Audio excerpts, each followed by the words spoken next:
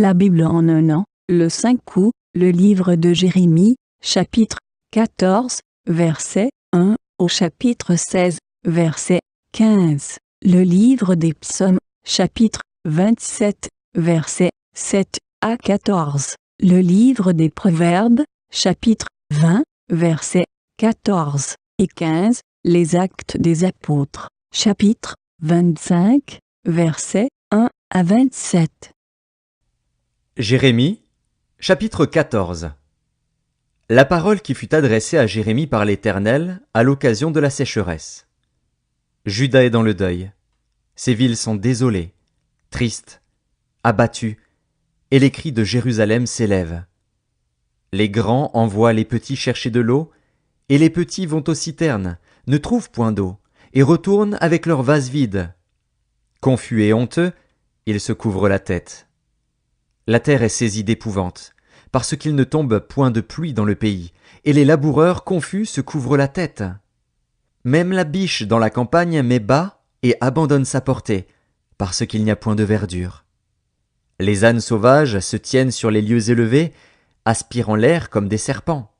Leurs yeux languissent, parce qu'il n'y a point d'herbe. Si nos iniquités témoignent contre nous, agis à cause de ton nom, ô Éternel. Car nos infidélités sont nombreuses, nous avons péché contre toi.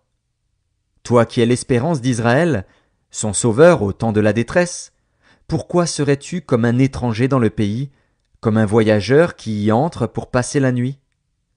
Pourquoi serais-tu comme un homme stupéfait, comme un héros incapable de nous secourir?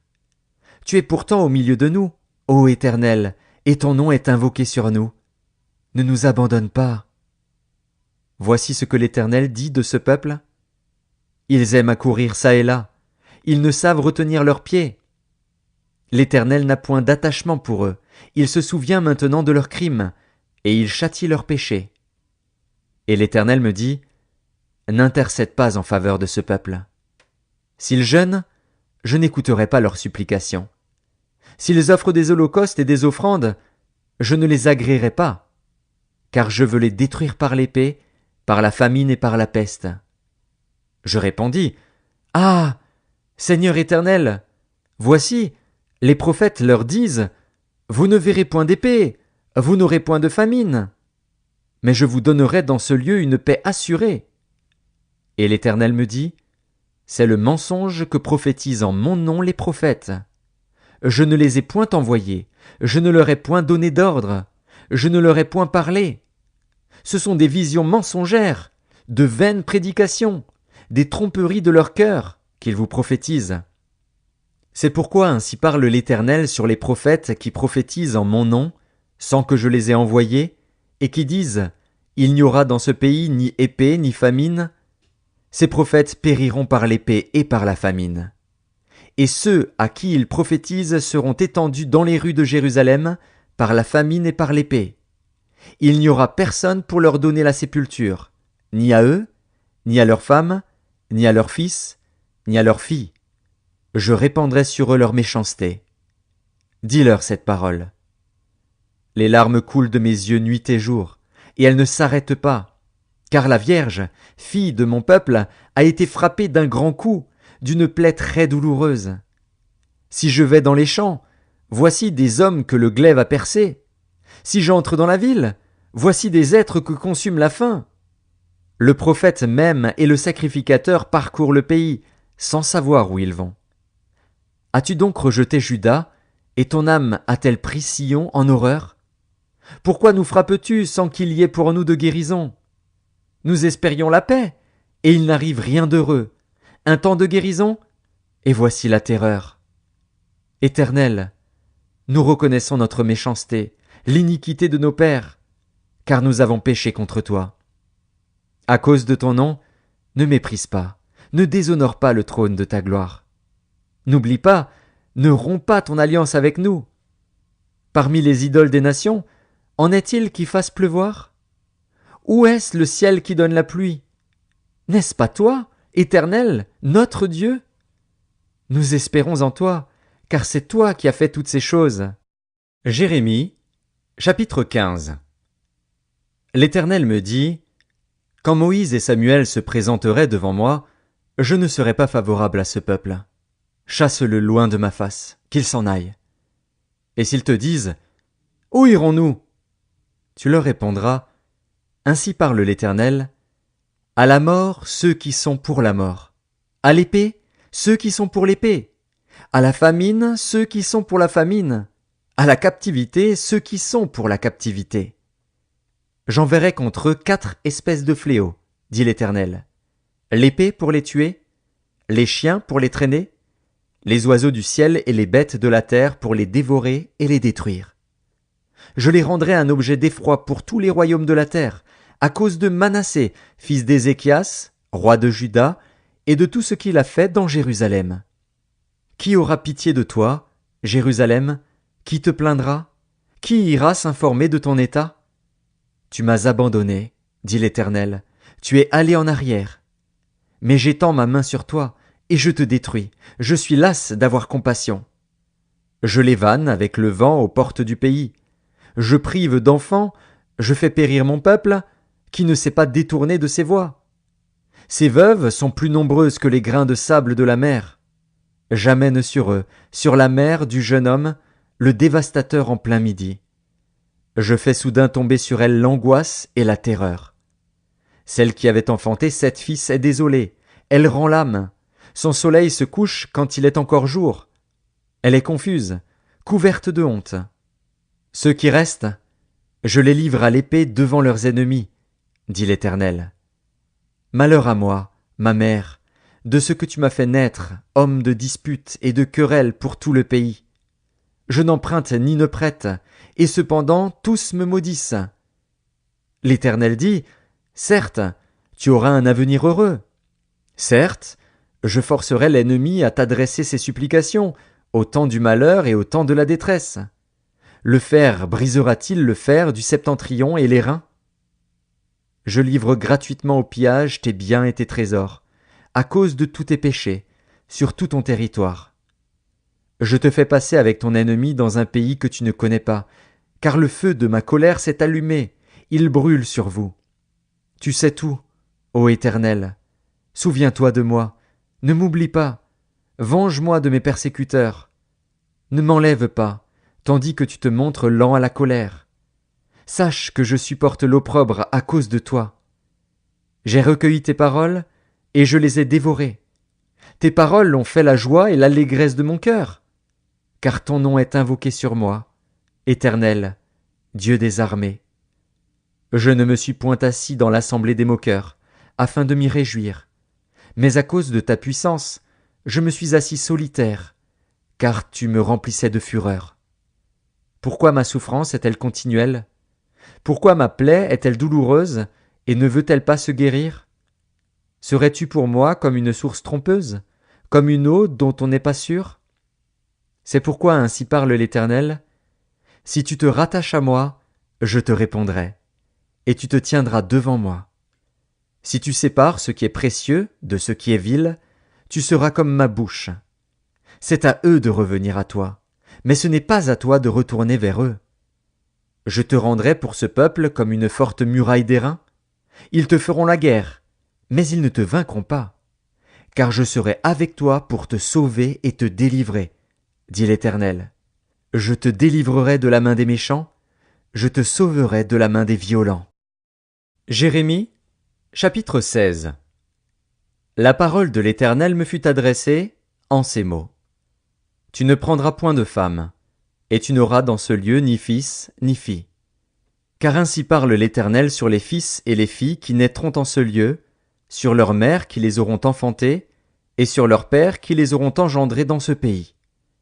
Ils mourront consumés par la maladie. On ne leur donnera ni larmes ni sépulture. Ils seront comme du fumier sur la terre. Ils périront par l'épée et par la famine. Et leurs cadavres serviront de pâture aux oiseaux du ciel et aux bêtes de la terre. Car ainsi parle l'Éternel. N'entre pas dans une maison de deuil, n'y va pas pleurer, te lamenter avec eux. Car j'ai retiré à ce peuple ma paix, dit l'Éternel, ma bonté et ma miséricorde. Grands et petits mourront dans ce pays.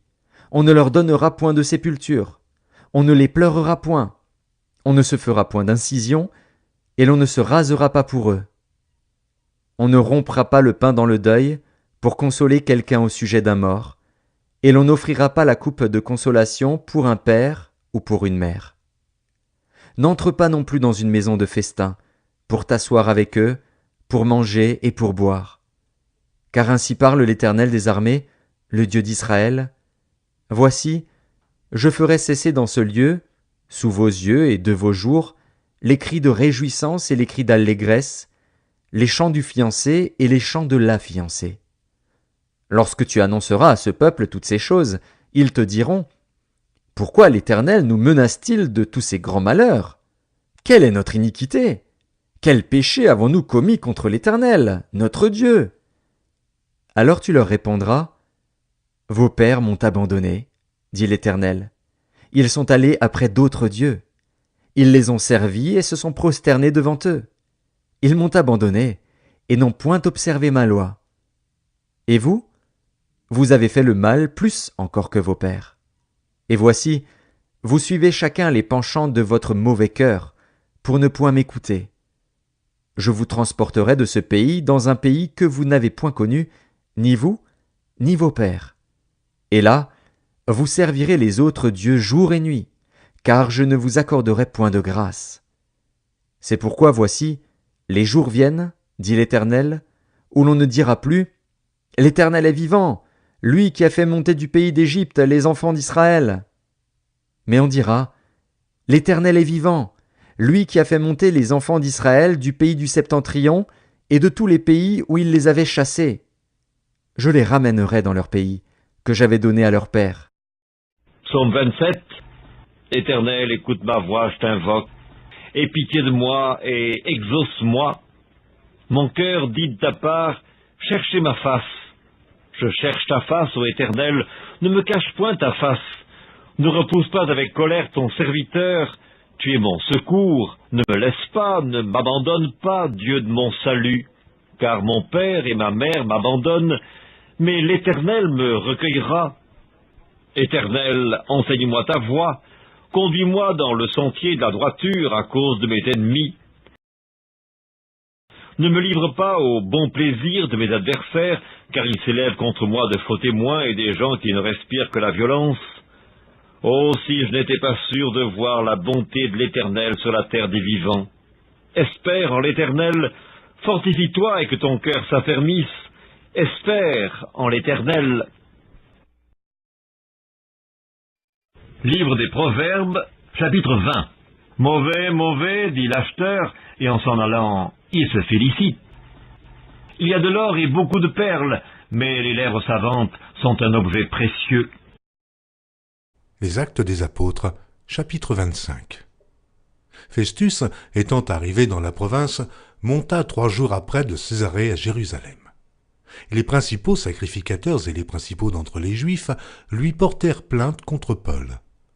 Ils firent des instances auprès de lui, et dans des vues hostiles lui demandèrent comme une faveur qu'il le fît venir à Jérusalem. Ils préparaient un guet-apens pour le tuer en chemin.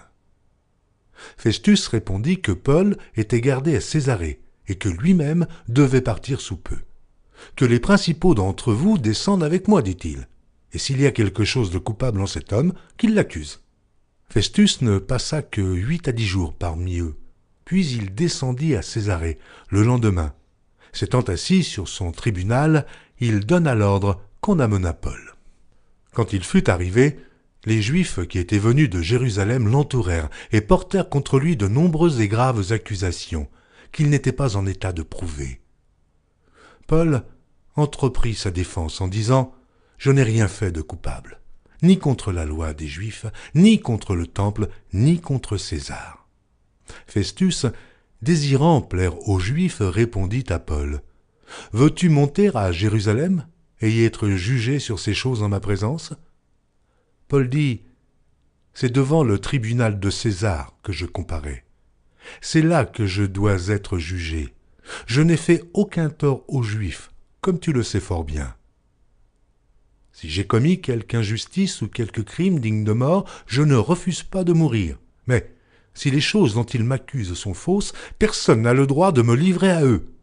j'en appelle à César. » Alors Festus, après avoir délibéré avec le conseil, répondit, « Tu en as appelé à César, tu iras devant César. » Quelques jours après, le roi Agrippa et Bérénice arrivèrent à Césarée pour saluer Festus. Comme ils passèrent là plusieurs jours, Festus exposa au roi l'affaire de Paul et dit « Félix a laissé prisonnier un homme contre lequel, lorsque j'étais à Jérusalem, les principaux sacrificateurs et les anciens des Juifs ont porté plainte en demandant sa condamnation. Je leur ai répondu que ce n'est pas la coutume des Romains de livrer un homme avant que l'inculpé ait été mis en présence de ses accusateurs et qu'il eût la faculté de se défendre sur les choses dont on l'accuse. Ils sont donc venus ici, et, sans différer, je m'assis le lendemain sur mon tribunal, et je donnai l'ordre qu'on amenât cet homme. Les accusateurs s'étant présentés ne lui imputèrent rien de ce que je supposais. Ils avaient avec lui des discussions relatives à leur religion particulière et à un certain Jésus qui est mort, et que Paul affirmait être vivant. Ne sachant quel parti prendre dans ce débat, je lui demandai s'il voulait aller à Jérusalem et y être jugé sur ces choses. Mais Paul, en ayant appelé, pour que sa cause fût réservée à la connaissance de l'empereur, j'ai ordonné qu'on le gardât jusqu'à ce que je l'envoyasse à César. Agrippa dit à Festus, « Je voudrais aussi entendre cet homme. »« Demain, répondit Festus, tu l'entendras. » Le lendemain donc, Agrippa et Bérénice vinrent en grande pompe et entrèrent dans le lieu de l'audience avec les tribuns et les principaux de la ville sur l'ordre de Festus. Paul fut amené. Alors Festus dit, « Roi Agrippa, et vous tous qui êtes présents avec nous, vous voyez cet homme au sujet duquel toute la multitude des Juifs s'est adressée à moi, soit à Jérusalem, soit ici, en s'écriant qu'il ne devait plus vivre. Pour moi, ayant reconnu qu'il n'a rien fait qui mérite la mort, et lui-même en ayant appelé à l'empereur, j'ai résolu de le faire partir. Je n'ai rien de certain à écrire à l'empereur sur son compte, c'est pourquoi je l'ai fait paraître devant vous, et surtout devant toi, roi Agrippa, afin de savoir qu'écrire après qu'il aura été examiné. Car il me semble absurde d'envoyer un prisonnier sans indiquer de quoi on l'accuse. »